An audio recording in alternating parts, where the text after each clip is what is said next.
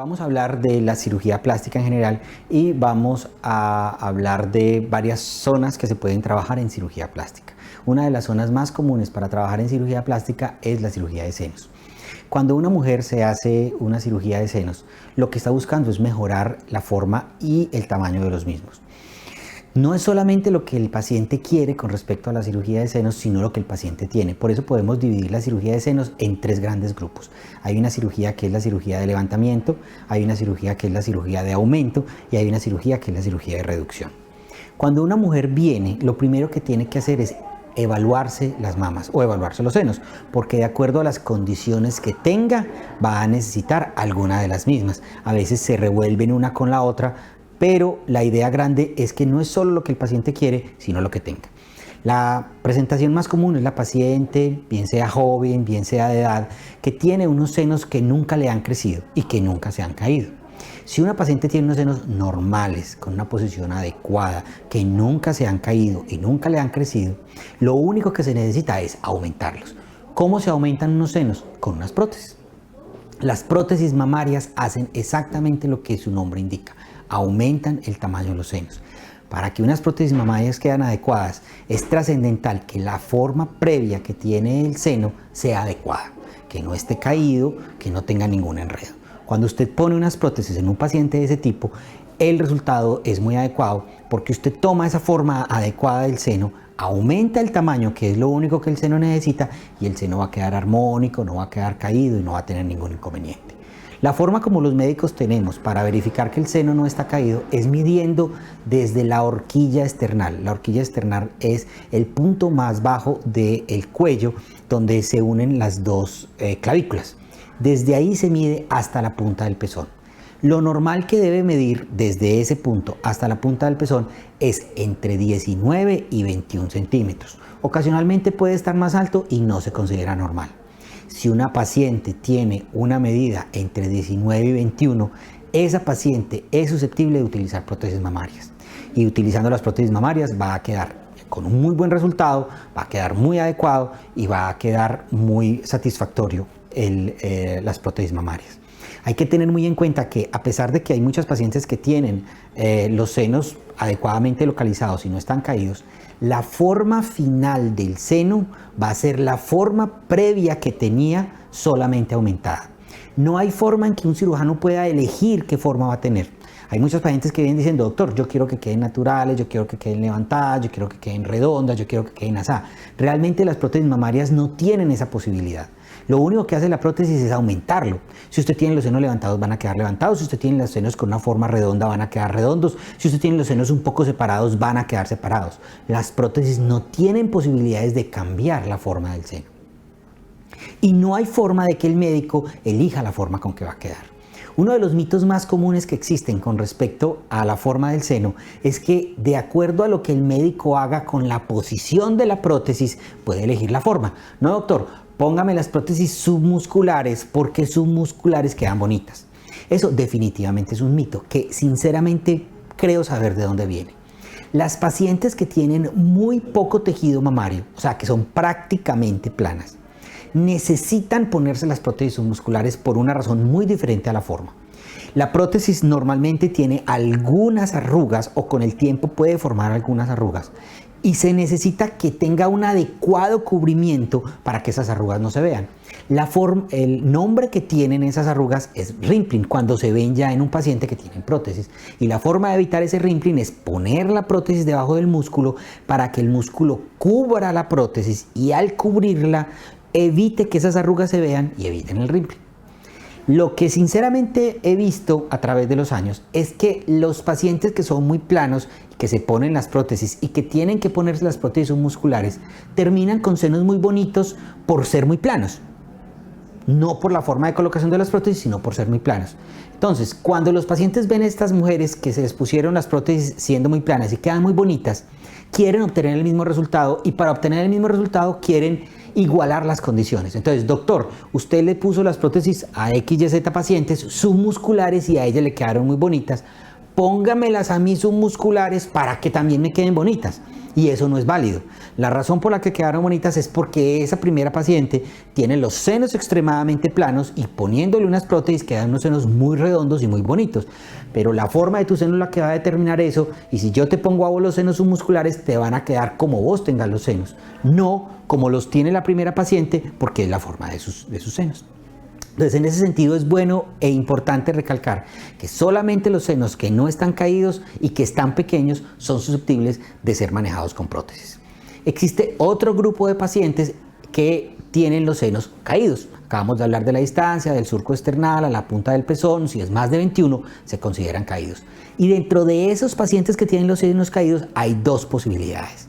Hay pacientes que tienen los senos caídos y no son grandes, y hay pacientes que tienen los senos caídos y son muy grandes. El paciente que tiene los senos caídos y son muy grandes necesita una mamoplastia de reducción, en el cual separamos y cortamos una gran parte de ese tejido.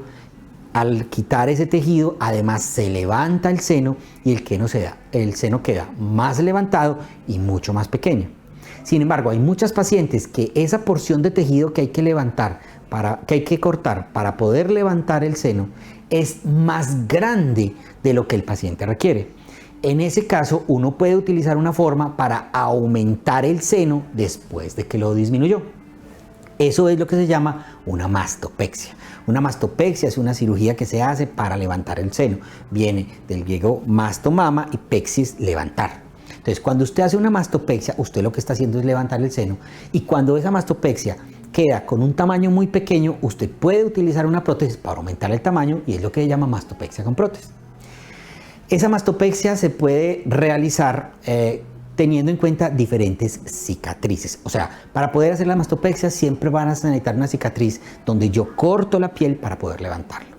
Cuando la caída del seno es poca, 22, 23 centímetros, y el tamaño de la areola es muy grande, existe una opción para recortar la areola, y recortando la areola grande hacer que el pezón suba ese centímetro o 2 centímetros que tiene decaído. Eso se llama una mastopexia concéntrica porque es alrededor de la areola. Es muy importante tener en cuenta que solamente se puede realizar en pacientes que tienen unas caídas leves y areolas muy grandes. Cada paciente va a necesitar una mastopexia diferente y va a estar determinado por la forma del seno y por las medidas que tenga cada seno.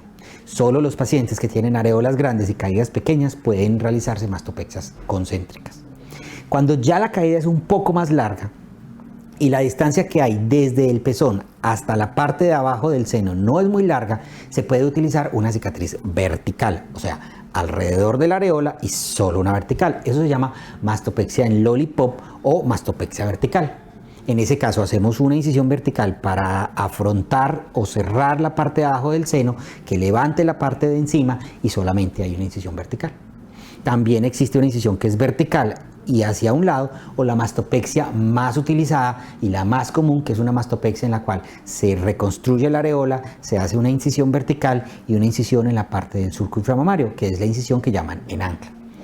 Volvemos a lo mismo y recalcamos, cada paciente va a necesitar una mastopexia diferente. No todas las mastopexias pueden ser concéntricas, no todas pueden ser verticales, no todas pueden ser en J, o sea, una vertical y una línea, o no todas tienen que ser en ancla. Siempre que uno va a hacer una mastopexia, intenta que la cicatriz sea lo más pequeña posible. Sin embargo, entre más pequeña la cicatriz, existe la posibilidad de que la forma no sea la adecuada. Por eso, su médico debe elegir en cada caso cuál es la forma de la cicatriz para determinar cuál es la mastopexia más adecuada para cada paciente. En muchas de esas mastopexias, como hablábamos, se utilizan prótesis. Existen varios tipos de prótesis. Existen prótesis de solución salina. Las prótesis de solución salina se usaron hace muchos años en los Estados Unidos, cuando hubo una gran cantidad de estudios que hablaban que la silicona podía provocar cáncer. Definitivamente esos estudios fueron totalmente desvalidados, o sea, esos estudios se corroboró que no eran reales, se verificó que la silicona era un material que podía ser utilizado en el cuerpo humano, y en este momento en los Estados Unidos y en el resto del mundo la prótesis que más se utiliza es la de silicona. Ya hablamos de lo que era una mamoplastia de aumento, hablamos de lo que era una mastopexia, hablamos de lo que era una mamoplastia de reducción. Cada una tiene su función, cada una tiene su forma de realización. La mamoplastia de aumento es una cirugía corta, extremadamente segura, que generalmente conlleva un gran resultado. Tanto las mastopexias como las mamoplastias de reducción dependen grandemente de la calidad de la piel del paciente. Es muy común que los pacientes, después de que se hacen una mastopexia o una mamoplastia de reducción, presenten un cambio importante en su mama. Eso tiene que ver sobre todo con la calidad del paciente. La mamoplastia de aumento es una cirugía que muy poco se revisa, o sea, que muy pocas veces hay que volver a entrar a operar porque hay algún cambio en el seno. Sin embargo, la mastopexia y la mamoplastia de reducción son pacientes que muy frecuentemente se revisan por algo, porque la piel con mucha frecuencia se estira. Ya se estiró en la primera ocasión, o sea, se estiró cuando el paciente no tenía cirugía y es posible que después de la cirugía se estire. Entonces, ocasionalmente hay que realizar revisiones. Sin embargo, es una cirugía en la que se obtiene una mejora muy grande de la forma del seno, una mejora muy importante de la autoestima del paciente y son cirugías muy bien indicadas en pacientes que presentan problemas de caída mamaria. La cicatriz depende principalmente del paciente. Cada paciente tiene una forma de cicatrización diferente y el médico puede hacer muy poco para cambiar esa forma de cicatrización. Sin embargo, normalmente las cicatrices en los senos son de muy buena calidad. La mayoría de los pacientes que se hacen mamoplastias de reducción y mastopexias presentan cicatrices de muy buena calidad, a pesar de ser relativamente extensas. Son cicatrices que con el tiempo se van disminuyendo o se van haciendo cada vez menos notorias y el cambio que se tiene en el seno cuando se hace una cirugía de esas es tan grande que amerita la utilización de esas cicatrices.